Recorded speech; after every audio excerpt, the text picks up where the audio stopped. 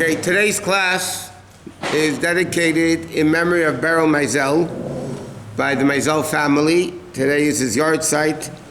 He was here in the shul since the beginning of Mamish, the beginning of the shul, the first weeks that we opened the shul. Beryl Meisel was here, and he really was the one that got the rest of the family involved in Yiddishkeit. It's interesting. He was a college kid. Believe it or not, he graduated Phi Beta Kappa from college. He was a very smart guy.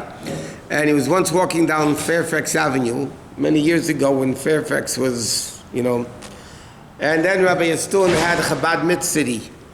And now it used to be, now it's not there anymore. Now they moved the block down. But they used to be on that block, and a lot of people used to be walking on Fairfax, and he stopped them, and he put tefillin on with him. And he went home, he told his brother and his parents what he did, and they were so excited, and that's got the ball rolling that they all became very from that story. So anyways, the Shem Shev and Aliyah. Okay, back to the Sukkah. So we have to make sure again that there's, on top of the Sukkah, sometimes you have what's called lattice work. Okay, people have lattice work on top of it's a permanent thing, so they always have lattice work. Now, the shaila is, what do I do with the schach, with the lattice work that's on top of the schach? So let's say you have lattice work going like this across the top. Now those are nailed in, so they're not kosher schach. They're not kosher schach.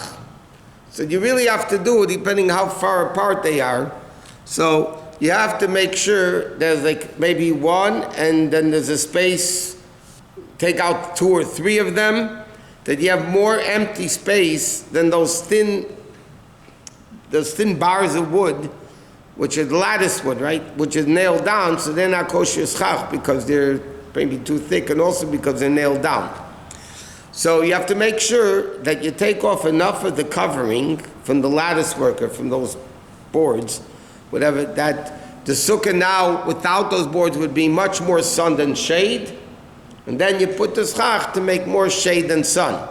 But if that sukkah itself will have more shade than sun, so then it's not going to be a kosher sukkah, even if you put a lot of schach on top of it. So you have to be careful with these lattice works. Somebody called me today. They have they have a thing in the backyard, and then he has aluminum strips, 1 inch thick, permanent, mamish aluminum strips, and then he has they're 1 inch apart, and then he has, so he has what, I told him you have to take out at least 2 or 3 of them, and then you have to put a board on top of it, because the schach cannot be resting on something which is mekabel tumah. The schach cannot be resting on something which could become tummy, like metal. So, what? Plastic is questionable if it's mekabel tumah or not. Generally speaking, the ruling is it's not, but it's not so simple that it's not. So anyway, you have to make sure that the schach is not resting on metal, except if it's the wall of the schach, the wall of the sukkah, not the cross beams in the middle. That is not a problem, because every wall at the ground is mekabel tumah. It doesn't matter. So the wall doesn't matter, but if it's being held up by beams in the middle, it's not good. For sure it's not good. So you have to put even, let's say you have a middle beam of metal, so you have to put a little board on top of it, tie it to the thing that it doesn't fall off, and then you could put schach on top of the board that's on top of the metal. Even if what's holding up the schach is nailed into the sukkah, that's not a problem. Even though nails are mekabel tumah because they're metal, but the thing that's holding up the schach could be held up by something such as nails. But the schach itself cannot be laying on something which could become tummy. So you have to make sure that you don't lay the schach directly on metal. You have to put a board over it or whatever, make sure that the schach is resting on wood. What? What if somebody wanted to use 2x4 as a schach? 2x4 is too thick.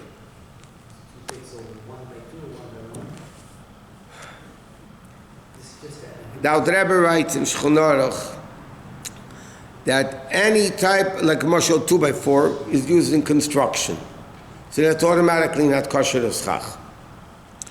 If it's a 1x2, so again, if it's used in construction, then you're not supposed to use it. So years ago, they used to have, before these bamboo mats came out, they used to have these thin strips of wood people would use for sukkah, for schach. But again, if it's thick, if it's wider than a tefach, for sure is not good. There are 2x4 is wider than a tefach, it's for sure no good. But even less than a tefach, if it's something that they used in construction, in building, then you're not allowed to use this for schach. As schach itself, it can hold up the schach, but it can't be used as schach. If you use a 2x4 for like two places of the sukkah to hold up the lamps.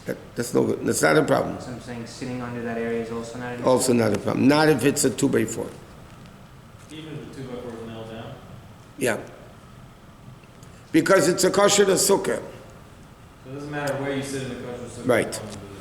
Now, if you have, like we learned, you have an extension, right? So let's say you have a house wall. Okay, this is the house wall, and you have an extension, so you can't sit under the extension. This wall could be used as one of the walls of the sukkah if this is less than 6 feet. Yeah.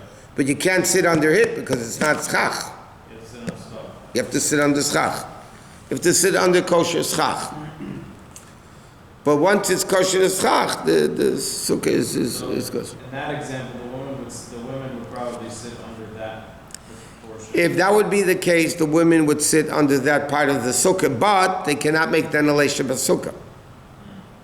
If they want to make the bracha leisha b'sukkah, then they can't because they're not sitting in a kosher sukkah. It's like sitting in the house. Yeah.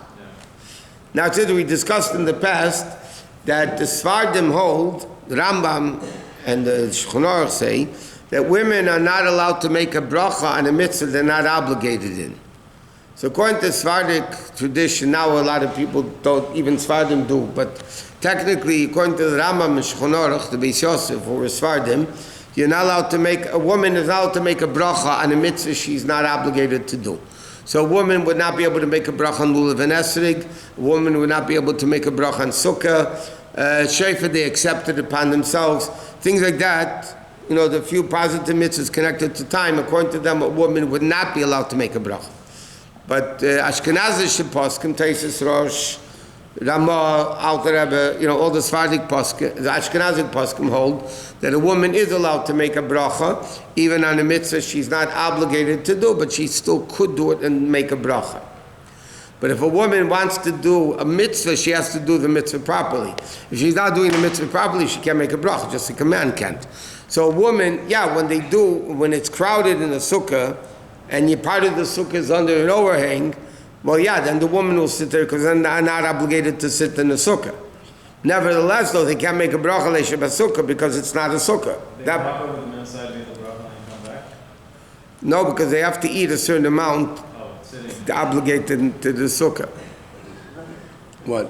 If the holding beams on the top are each one 4 inches, but the distance between each one of them is about 3 tefachim. That's fine. It's okay. Yeah. Because then you have more empty space than... Correct. Okay, that's it. Mach schön, so mein,